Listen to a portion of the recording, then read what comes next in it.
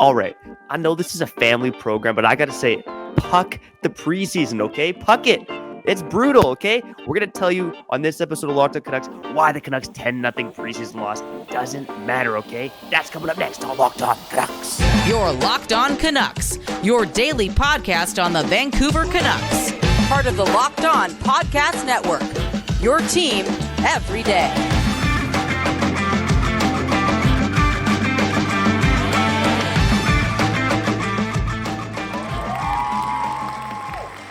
Hey, welcome to another episode of Locked On Canucks. My name is Trevor Beggs, Canucks writer for Daily High Vancouver, and one half of the team here on Locked On Canucks. Before we dive into today's episode, we got to thank you for tuning into us on Locked On Canucks. It's your team every day. Make sure you subscribe or follow for free on YouTube or wherever you listen to podcasts. Now, Kyle and I, we were so excited. Canucks hockey coming back. And what happens in the first preseason game?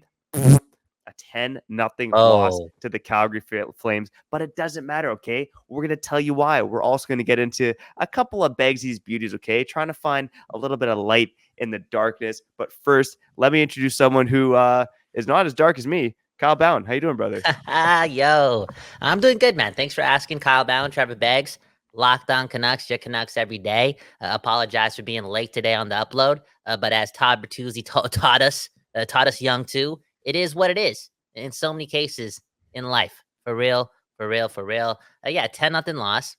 Again, it is what it is. We'll talk about that in a couple minutes, and we'll talk about our favorite comment from the last episode at the end of the show on Comment Corner. That being said, Trevor, I gotta touch on one comment because there was a listener, right? One of our favorite listeners, right? One of our biggest supporters, right? This guy's on other people's Canucks videos telling people to migrate over to us. He's doing, some may say God's work, but he's doing the grimy work for us. He's the third line grinder. You know what I'm saying? He's doing that work. And Harpoon Wave, he didn't like the fact that video that we uploaded on Friday with the boys, right? With the boys. Wasn't much of a debate, okay? Ottawa versus Vancouver. Go check that episode out. Who's going to win a Stanley Cup first? Again, he was not happy at all, thinking that we hyped it up too much, and instead of a debate, we gave them a pillow fight. So, Trevor, you know what it is. It's 2023. It's 2023, and, we set the stage for the Canucks 10-0 loss. This dynamic that you and I have, right? Is it good? For sports broadcasting, sports and entertainment, this friendly relationship that we have, we barely go at it. So I think we got to do it every episode. We got to start the episode off with a little bit of hate, right? That's what the people like. If it bleeds, it leads. If that's the case, we got to lead with blood. I was going to say we have to lead with bleed. You get what I'm saying? So let's debut a segment right here called Beggsy vs. Bowen. It's time for a fight. It's time for a fight. It's time for a fight. It's time for a fight. Okay, Trevor. Let me just say something, okay? Your mama, yes, your mama is so fat. When she goes camping, we'll work on the hate, man. All right? It's sports and entertainment, and there's so much love here. We're not gonna be able to grow without the hate, right? In other words, In other words, Harpoon, it is what it is. Okay, it's Kyle Bound, it's Trevor Beggs. It's not the usual. You're gonna get this, and again, it is what it is. Hopefully, we don't get a lot of 10-0 losses throughout the season. It won't happen. Let's be honest. How about no other 10-0 losses throughout the season? I was gonna say, jokes not my forte, but watching hockey, analyzing the game is my forte. Was there a lot to analyze last night?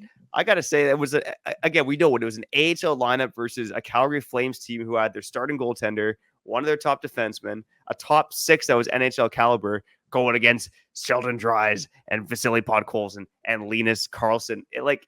Again, no team should be losing 10-0, but I just got to say, it doesn't matter. It doesn't matter, okay? It's one game with two teams that were disparately different, okay? It was a messy performance for sure, but there's not a lot I'm taking away as a whole from this Canucks preseason loss. Individually, there's definitely some things I was taking away, and we'll touch on that. I did want to touch on the beauties later on, but there's definitely some guys who did not play well last night. That's what matters, more the individual performances rather than the 10-0 game. And, like I said, it started on a bad note with that first goal kind of careening in off a couple of guys off front. Silovs couldn't read it properly. Jet Wu had, honestly, every defenseman except Akito Hirose and Colt McWard had a bad game last night. Matt Irwin, Jack Rathbone, Jet Wu, Noah Juleson, in particular Juleson and Jet Wu. I mean, the Canucks' right side of their defense is in rough shape. But Kyle, you don't have to tell the viewers whether you watched or not last night. That doesn't matter. But how did you feel after you saw that the Canucks lost their first game of the season 10-0? No, I'll be honest. I'm an honest person. I didn't watch the preseason game. Okay, it is what it is. I'll watch more, but not the first one. Okay, it was a busy Sunday night, a busy Sunday morning. A lot of things going on in my life, and I saw the lineup, and I could predict the result. Okay, how did I feel? I didn't feel away. I don't care. But at the same time, I have seen this sentiment out there, and I kind of like it too. A lot of people are mad because there should be no excuses at the same time, right? Oh, they didn't ice the best lineup, and look at Calgary's lineup. It was half full of NHLers. This was obvious. Like, there's actually no excuse to lose 10-0. I want to know. Let us know in the comments below. Did you see any players quit? I know Tocchet said none of the players quit yesterday, right? They were still competing, but they lost 10-0. They couldn't, even at their best, they couldn't do it.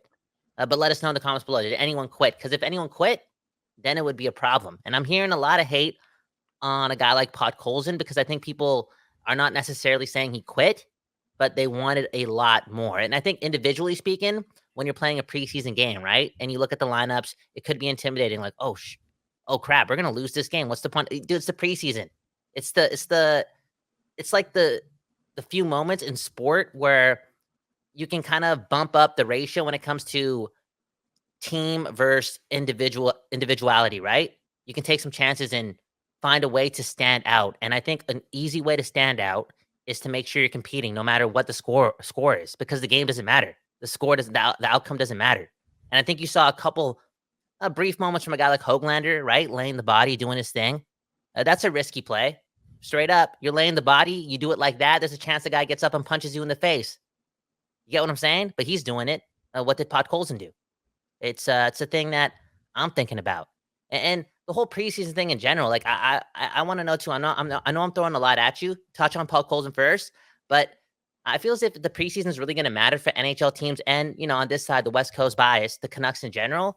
They got to make sure they're icing a lineup that has a majority of NHL players, and for a team that has to get off to a good start, maybe that's not the worst idea. And I know people are going to bring up, oh man, what about the injuries and what about the wear and tear? And these games don't matter. Why would you play a lineup full of NHLers? Look, if you have two, let's say they played their top two lines yesterday, Pettersson and Miller and their line mates, right? You don't got to play these guys for 25 minutes. You don't even got to play them for 20 minutes. Play them for 12 minutes, 15 minutes, like they do in the NFL, right? Mahomes is only playing a quarter for Kansas City in the preseason, but it allows players to get their reps in. And I think the more reps, the better, especially for the top players on this team, being, such a top-heavy team and needing their team, our team, the Vancouver Canucks, to get off to a good start. I want to see the top guys play a lot of games this preseason. Look at that, man. You kind of talked about how we should do Begsy versus Bowen, and I think we do have a little Begsy versus Bowen right here because, look, it's the first preseason game. I don't think Pettersson and Miller need to be on the ice for the Canucks' first preseason game. Like, they're going to get their reps in. They're going to play, their 6 preseason games. I imagine they'll play 3 of them, right? But it's play 5. Play 5. Why only 3 though? I don't think it matters because you know what you're getting in Pettersson and Miller. Like, I think the main argument for doing that is to build confidence, which sure there's something to be said there. But the guys you want to evaluate were the guys that were in the lineup last night. And I think you want to see how guys handle adversity. And we got a taste of how some of those young guys handled adversity last night. A lot of them didn't handle it very well. But again, for me, it's, yeah, I can see the argument for putting the top guys in terms of confidence building. But at the end of the day, like you want to analyze the guys who are on the roster bubble. You want to analyze the Höglanders, the Podkolzins, the McWards, the Hiroses, the Julesons, the Jet Woos.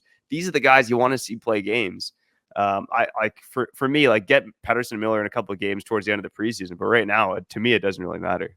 But don't you think it's a bit of a waste to like emphasize evaluation as your only analytic going into these early preseason games when you're lining up this roster compared to a roster that Calgary line? Like, you're gonna lose 6-0, you're gonna lose 7-0. Like, you're not even giving those players a chance. Competitive guys, I know we say the score doesn't matter, and it's hard to program these guys to think that way because they're the athletes. Like, give them a chance. Give them the chance. In the moment when you're on the bench, you're not thinking about, the things that I said, like the individuality. You're thinking about the game. You're thinking about winning the game. Like, give them a chance so that they can kind of lean on that and not have to lean on the score that is so far-fetched. Like, dude, playing a game when you're down 6-0, 5-0, 4-0 after the first period, like, dude, that second and third period, it's even harder to get up to. Like, I just feel as if when it comes from an evaluation standpoint, it's you're not really doing your best to really hone in on that stat or analyze that stat when again the game's gonna be over in the first period. Like, look, there's 5 more preseason games left. I'm gonna say it right now. I want to see the top guys play for the Vancouver Canucks, and at least 4 of them. I do, and there's again, I'm not saying play these guys for 20 minutes. Playing for 12 minutes, 13 minutes. You want to see how the other guys do? Play them for 26 minutes, 25 minutes, 24 minutes. Do it. They've done that before. They're still young bucks. They do it. They might do it in the AHL. They did it in the CHL or whatever, wherever they played before. That's how they got drafted. That's how they got picked up. They were top guys. Give them that chance and evaluate them then. But when you're doing this and you're playing an AHL lineup against an NHL lineup, and it's early on. This is like the first preseason game. You haven't made roster cuts. This is how it is. But the rest of the way, I truly do believe the Canucks can really benefit a lot from kind of taking from the likes of the Kansas City Chiefs. Again, a team that's so top heavy, like the Vancouver Canucks, they need to get off to a good start. And the only way they're going to get off to a good start is if their top guys are warmed up. They need a lot of luck, and they need to be carried by their top guys. Yeah, and it's an interesting debate too, because I think you saw both sides of it, right? The Calgary Flames with a first-year head coach went to play the top guys, and the Canucks with a quasi first-year head coach. I know he had half a season last year. Went the opposite. We're like, let's go evaluation mode here. Yeah, for me, again, especially early in the preseason, you want to evaluate the bubble guys. Like, you know what you have in your top guys. I mean, it's maybe about a confidence boost, but aside from that, yeah, even you look at Patrick Mahomes and the Chiefs. Like, I know it's different in the NFL, but they play a quarter and then they're done. They play 25% of the preseason tops. And we're talking about the Canucks guys, playing in half the game. So, again, let us know in the comments. Like, what do you think the Canucks should have done last night? Should they have had a better lineup, given their guys a chance, or did they do the right thing by icing the lineup they iced? Think about this. And again, we're pushing this first segment forward. If you guys are listening or watching the show, we have rules to Locked On Canucks, and we always break them, okay? It's supposed to be 30 minutes or less, but you know what? West Coast bias, the people are going to hear us talk no matter what, okay? So the first segment's going to last a bit longer. I'm going to ask you about Podkolzin in a minute again. But think about this, okay? Let's say you dress your top guys. You dress your top guys, and you're only playing them 10 to 12 minutes a game. But every time there's a power play, you put them back on. You warm them up. You get what I'm saying? It's actually, I feel like I'm being a genius right now. I'm getting ahead of it. And again, for the third time, the Canucks, out of any team in the NHL, based on them being in cap hell, based on them playing here, it's a pressure cooker. Based on them having to impress Elias Pettersson, they got to get off to a good start. And maybe they shouldn't do things like everyone else does. They got to find their own recipe, and I think they can get ahead of it by possibly doing this. And they're so top heavy. They're only going to find success if their top guys literally carry them. Their backs are going to hurt by the end of the year, and I just think they should be playing more games. Anyways, Podkolzin, you want to touch on him, because I'm a little mad at him. I'm not going to lie, but you know what? You're a dad, and I saw a tweet earlier saying that, give this guy a break, okay? He was a new dad in the summer. Sleep is a big thing for human beings, but athletes in general, and he didn't get enough sleep. It's a real thing. Don't just give him a break. Talk about Podkolzin. All right. I'll say, before we talk about Podkolzin, let's go and talk about some individual players on the other side. Puck the preseason. I'm done with this segment. Okay. Let's get to some individual players. But first, there's no pucking around with this. Okay. Jase Medical. Okay. Everyone should be empowered to care for themselves and their loved ones during the unexpected. That's why Jase Medical, they offered the Jase case. The Jase case provides 5 life-saving antibiotics for emergency use. It gives you a peace of mind so that you are not just hoping that you have access to medication in an emergency. Jase Medical makes sure you have the medication in hand. Jase Medical is simple, baby. They handle everything from the online evaluation to licensed pharmacy medication delivery and ongoing consultation and care. Don't get caught unprepared. Get $20 off these life-saving antibiotics today from Jase Medical by using the code LOCKEDON at checkout on jasemedical.com. That's JASCmedical.com. People, before we get back to the show, baby, I gotta tell you that new episodes of Locked On Canucks will be available wherever you stream podcasts and on YouTube at 4:20 p.m. for no reason at all, okay? New episodes every day at 4:20 p.m. Again, wherever you stream podcasts and on YouTube. Let's get back to the show.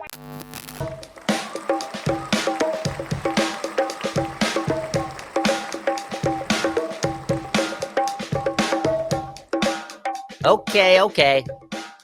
We back. Locked on Canucks, your Canucks every day. Trevor Beggs, Kyle Bowen. Talking about the thing we love the most. For real, the Vancouver Canucks, the first loves of our lives outside of our dads and mom. But Trevor, man, we didn't get to decide who our moms or dad were, you know? So in theory, the Vancouver Canucks were our first choice, our first selection when it came to what else are we going to love, devote our hearts to. And it was the blue and green. It was our city's team. And I know we just lost 10-0 in a preseason game yesterday, but it was a good choice, okay? Again, Locked on Canucks, your Canucks every day. We're here forever. Beggsy, again, I got to ask you about Podkolzin off the jump. You're the dad, father of the year. Well, I guess second place father of the year in my life. A lot of people not impressed with Podkolzin. I saw that tweet saying, yo, give this guy a break. Didn't get a lot of sleep. He was being serious in his tweet, okay? Didn't get a lot of sleep. It's a new thing. Give him a break. Are you giving any bit of a break to Podkolzin? I know people were leaning on the fact that he may have this dad energy, but I think it kind of worked against him yesterday. I'm giving him a break to an extent, but at the end of the day, like Podkolzin, this is a bit of a do or die season for him. So yeah, sure, I give him a break for being a new dad. I mean, I get it. And, you know, I feel like I've had it fairly easy with my two kids, but I met another parent yesterday and just like hearing some of the things they went through with their newborn, like every newborn's a bit different. And so I'm giving him a pass in that department. But at the end of the day, this is the 5th year since Podkolzin was drafted by the Canucks, the 5th season, I should say, since he was drafted by the Canucks in 2019. Podkolzin's got to make something happen this season. If he doesn't, it's going to look like a bust. It's going to look like a wasted pick.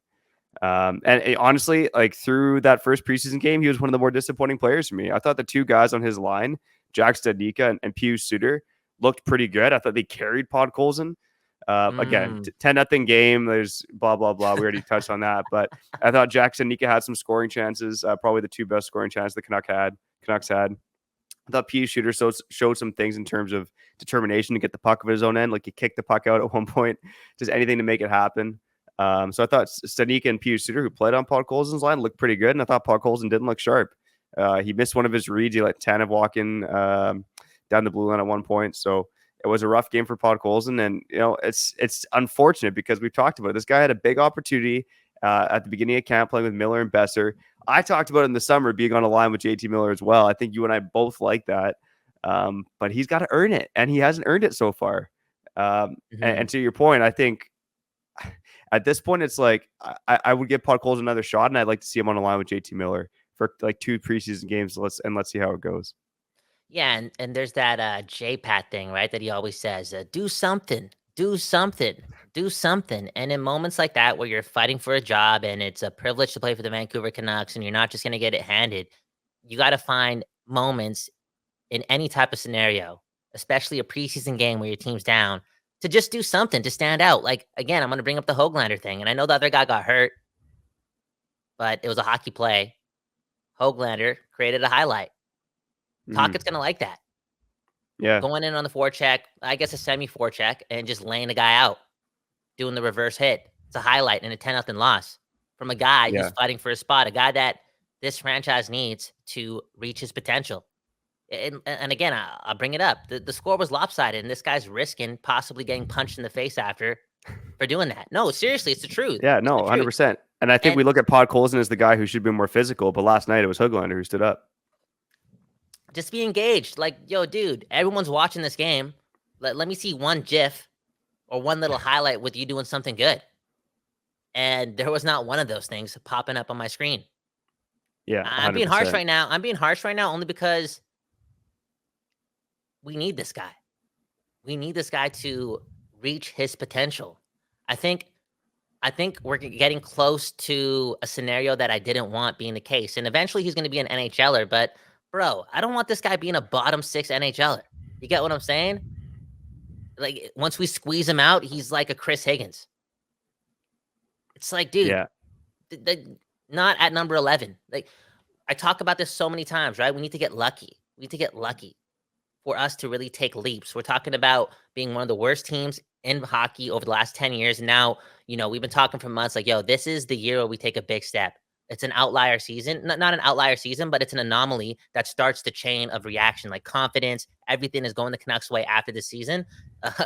One thing that can make that a lot easier for a guy like Podkolzin making less than $1 million is prominent for the Vancouver Canucks, thus giving them an option to have another prominent winger for years to come. And we need to see more. And I wonder how short the leash is on him. Like, let's say he has one more invisible game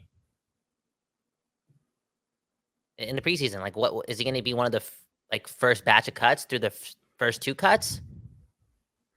Yeah, and I mean, it's easier to put Podkolzin down because he's not waiver eligible. You can stick him back in the minors. Again, a 2-way contract, doesn't have to go through waivers this season. So yeah, I could see that happening, right? He's got to earn it. He's got to earn a shot. You can't just put this guy in the lineup because the Canucks need young guys and they need potential. He's got to earn a spot on this team. And, we're talking about Bags's beauties here if we're going to do that here in segment 2. Like a guy like Jack Studnicka, who has reportedly stood out over camp, talked glowingly about him. He got some compliments from his teammates at training camp for the shape he's in.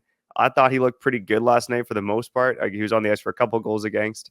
But he was one of the standout guys last night. And I already talked about Pius Suter. We talked a bit about Nils Hogland. I think Atu Radu is another guy that stood out to me last night. Again, not perfect, but he looked quicker out there. And for a guy whose skating was an issue, I think that was nice to see. And then on defense, I kind of mentioned in the first segment here, but Cole McWard and Akito Hirose, are they the two youngest defensemen? I guess Hirose is a bit older, but they were easily the Canucks' best 2 defensemen last night. And Cole McWard led the team in ice time, playing 22:37. Hirose ranked 3rd, playing 21:07. And I believe it was Hirose who was not on the ice for a goal against last night in a 10-0 game. Here's the thing, Trevor. I didn't watch the game, but I'm addicted to this stuff.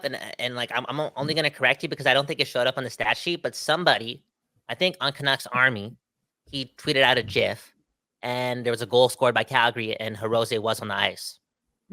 Anyways. So somebody in Calgary doing the score sheet is probably Akito's cousin. Looking out for the dude. No, yeah, even if it was just one, that's dope. Not surprising. I think for a smart player though. Akito Hirose and Cole McWard have looked polished since the beginning of Young Stars. And I thought that continued last night, just making smart plays up the ice. And honestly, I think they look better by comparison because I thought the rest of the Canucks defense was really bad. In particular, Juleson and Jet Wu. Like those 2 right side defensemen were not good last night. I know Matt Irwin's also getting some love because he fought and he's like, oh, he's going to play that tough guy role now that Burrows and Shen are gone. It's like, you can't just have a guy on this team because he's willing to drop the gloves. To me, he was looking pretty shaky last night too. Man, oh man, 10-0, and somehow you found some positives, man. We're gonna do that, man. We're gonna do that. We're gonna find a way to be positive up until this team proves to be similar to years prior, like those versions of the Vancouver Canucks. So again, October and November really, really matter. I want you to let us know in the comments. Do I sound like an idiot for suggesting that the Canucks should play their top players in every single preseason game prior to the start of the season, but do so strategically? Or do I sound like a genius? For real, man. Do I sound like a genius, man? Locked on Canucks. Your Canucks every day. Trevor Beggs, Kyle Bowen. You got any other notes on this 10-0 loss? Please say no, dude, or else you're just a no. Let's get to the best part of the show, man. Comment quarter. Speaking of smart people, man, our commenters, okay? And I know you're gonna have a smart comment picked out on the other side here on Locked On Canucks. People, before we get back to the show, now I got to tell you about a company that is paying the bills for one of my friends. Okay, is that an unfortunate thing or a fortunate thing? It is what it is. Okay, snap into NFL season with FanDuel, America's #1 sportsbook. Right now, new customers can get $200 in bonus bets guaranteed when you place a $5 bet. Yo, I should have placed a $5 bet on Jordan Love possibly winning the MVP this season. I know that's a stretch and I'm delusional, but that's why I'm here on Locked On Canucks. Okay, that's $200 in bonus bets when you place a $5 bet. And get this, that $200 in bonus bets is guaranteed win or lose. Okay, if you're thinking about joining FanDuel, there's no better place to get in on the action than, again, FanDuel. The app is easy to use. There's a wide range of betting options, including spreads, player props, over-unders, and more. So visit FanDuel.com/lockedon and kick off the NFL season. That's FanDuel.com/lockedon. And man, oh man, Jordan Love and the Green Bay Packers, they matter almost just as much as your Vancouver Canucks. Let's get back to the show.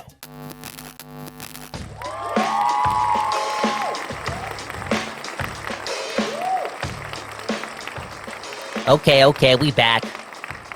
On Locked On Canucks, your Canucks every day, Monday to Friday at 4:20 p.m. You can catch us on YouTube and wherever you stream your podcast. Leave us a review and subscribe, yo. Subscribe. Christmas is coming up. I want to buy my mom a $25 gift card to Tim Hortons. Okay? It's just the truth. Begsy, man. As always, man. Third segment coming up, but beforehand, instead of talking to the strangers, I know there are people, our commenters, but I haven't met them in person, okay? And we dedicate this part of the show to them. I also got to dedicate this portion of the show to you and ask you the question, one of the most important questions you can ask somebody you love. How you doing, man? Yeah, honestly, man, life's always good, man. Life's always good. I think for me over the weekend, a bit sad. Two of our best friends are moving away from beautiful Vancouver back to Calgary. And also been doing some car shopping. So, if you're a car guy, hit me up in the comments. Would you buy a car with the rebuilt title? That's what I want to know from the commenters. Okay, I'm looking in the used market. Okay, trying to save a few bucks. Wow, there you go, man. I like that comment. And again, you're the family man. Maybe get in a minivan. Maybe Podkolzin has a minivan. And you during the break, it wasn't recording. You brought up how players have different motivations, and I brought up the fact how it should be impossible that Jack Stanika outperforms Podkolzin in any preseason game. Good for him, but is it good for us? I don't know. And then again, you brought up the whole point, like, oh, other people have different motivations. I'm gonna bring up the child thing again. It's different, bro. Being a young father, you get the biggest blessing in life. Like hockey seems a lot smaller. Tying in, I'm kind of connecting the two, and maybe that's why he's having a bit of a slow start to the preseason and training camp. Am I just giving this guy the benefit of the doubt again, or like I guess the better question would be like, what advice would you give him? Yo, kids don't matter, bro. It's about the boys. I think for Podkolzin, yeah, that's like, in terms of being a father and playing hockey, that's a good question. I think it's you got to support your family and take care of your family, right? And for Podkolzin, the best way to set up his kids for the future is to be an impact NHLer, maximize his potential income. I think that way for my family too, right? I'm trying to make as much money as possible. That's why hopefully we're making the big bucks here at Locked On Canucks in due time. But we got to keep bringing it for the people if we're gonna do that, right, Kyle? Dude, of course, man. We got to do that or start selling bottles. The hustle's real, man. Yeah, they're all around us, man. For real. It is what it is. Okay, Comment Corner coming up in 3, 2, 1 on Locked On Canucks. Welcome to Comment Corner, powered by Paraphrasing. Today's comment comes from our friend Rod. Hey brother, as long as Bettman is the commissioner, no Canadian team is winning the cup. Not even the Surrey Jacks. Trevor, I barely see this comment below in our comment section, but it's been circling around for nearly 3 decades as a hockey fan. Okay? Canada's never getting the cup. Gary Bettman's the commissioner. He doesn't want that. I don't believe this.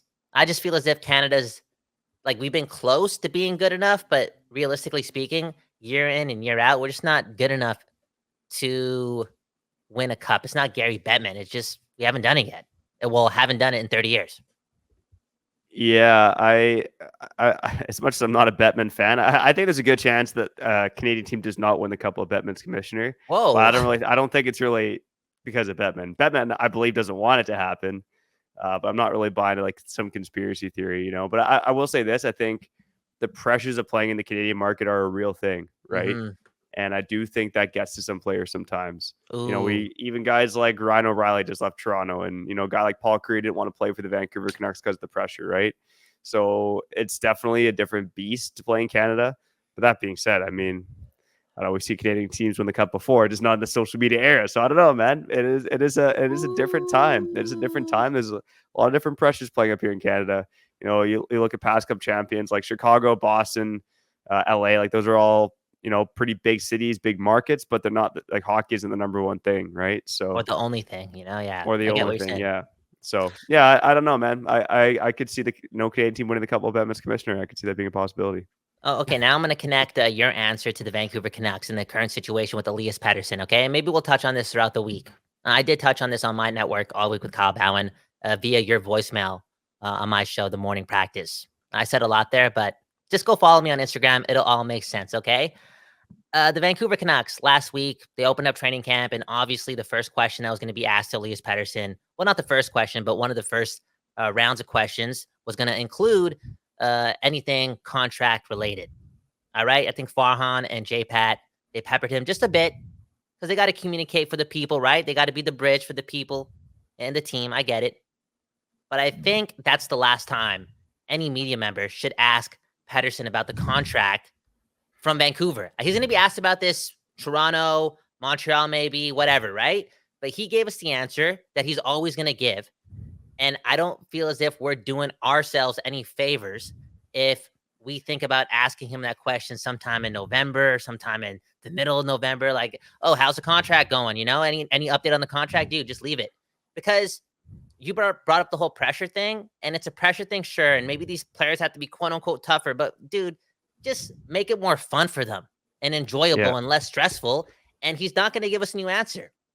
He's not going to give us a new answer. He even said, he said something that I don't really agree with completely. Like he said, oh, you guys make it a distraction, not me. Like I'm not distracted. When it's like, dude, come on, man. You're on a train with Elliot Friedman and you dropped it. You got what I'm saying? Like, Pettersson, relax, buddy. But I think Vancouver media members, like as a fan first, I do this show, but I'm a fan. Okay. I know I'm a sane fan. He's not going to give another answer. It's always going to be the same answer. So let's make it easier for him. Do you agree, or am I just being too nice to Pettersson? I agree that there's not really a huge benefit to doing so. That being said, I think everyone has their own agenda, right? Like, dude, he's our meal ticket though, man. Like Pettersson is going to make like reporters a little bit more money. You know, the economy is going to go up. This guy sticks around and gets us more dubs potentially. Like we're not going to get another player like this guy in a long time. Let's just do our best to keep him happy, because the more and more like I see him snark, it's like, oh, is this going to be a Matthew Tkachuk scenario? Like this guy's going to put up 110 points. The Canucks are going to win a round, but he's still going to be like, dude, I don't want to play anymore. Like, you make great points, and I do agree with you. I'm just going to play devil's advocate for 1 second before we get out of here. Do it. And, you know, we live in a click-based society, right? So guys at media outlets, and I brought this example up before. There's one particular Vancouver Canucks media member who always asks the weird, awkward, tough question.